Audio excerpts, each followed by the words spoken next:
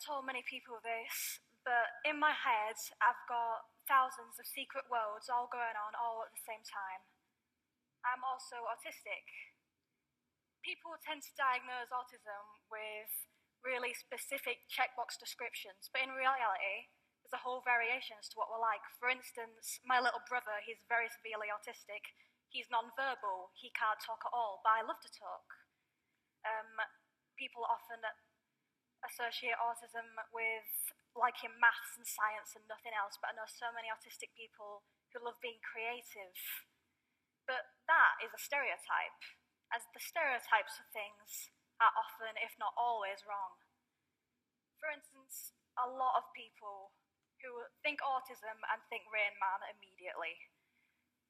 That's the common belief that every single autistic person is Dustin Hoffman, and that's not true. But that's not just with autistic people either. I've seen it with LGBTQ people, with women, with POC people. People are so afraid of variety that they try and fit everything into a tiny little box with really specific labels. Like, this is something that actually happened to me in real life. I Googled autistic people are, and it comes up with suggestions as to what you're going to type. I Googled autistic people are, and the top result was demons. That is the first thing that people think when they think autism. They know.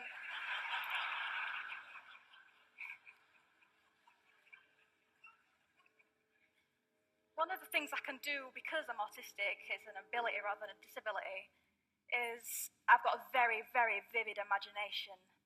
Like, let me explain it to you a bit. It's like I'm walking into worlds most of the time. There's the real world, the world that we all share, and there's the world in my mind. And the world in my mind is often so much more real than the real world. It's very easy for me to let my mind loose because I don't try and fit myself into a tiny little box. That's one of the best things about being autistic. You don't have the urge to do that. You find what you want to do, you find a way to do it, and you get on with it.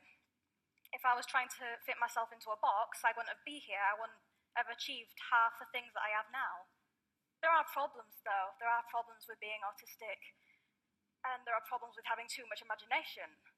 Like, school can be a problem in general, but having also to explain to a teacher on a daily basis that their lesson is inexplicably dull, and you are secretly taking refuge in a world inside your head in which you are not in that lesson, that adds to your list of problems. Also, when my imagination takes hold, my body takes on a life of its own. When something very exciting happens in my inner world, I've just got to run, I've got to rock backwards and forwards, or sometimes scream. Like this gives me so much energy, and I've got to have an outlet for all that energy. But I've done that ever since I was a child, ever since I was a tiny little girl, and my parents thought it was cute, so they didn't bring it up. But when I got into school, they didn't really agree that it was cute. It can be that people don't want to be friends with the girl that starts screaming in an algebra lesson. And this doesn't normally happen in this day and age. But it can be that people don't want to be friends with the autistic girl. It can be that people don't want to associate with anyone who or can't fit themselves into a box that's labelled normal. But that's fine with me, because it shorts the wheat from the chaff, and I can find which people are genuine and true, and I can pick these people as my friends. But if you think about it, what is normal? What does it mean? Imagine if that was the best compliment you ever received. Wow, you are really normal. Compliments are, you are extraordinary, or you step outside the box, you're amazing. So if people want to be these things, why are so many people striving to be normal? Why are people pouring their brilliant individual light into a mold? People are so afraid of variety that they try and force everyone, even the people who don't want to or can't, to become normal. There are camps for LGBTQ people or autistic people to try and make them this normal. And that's terrifying that people would do that in this day and age. All in all, I won't trade my autism and my imagination for the world. Because I am autistic, I've presented documentaries for the BBC. I'm in the midst of writing a book. I'm doing this. This is fantastic.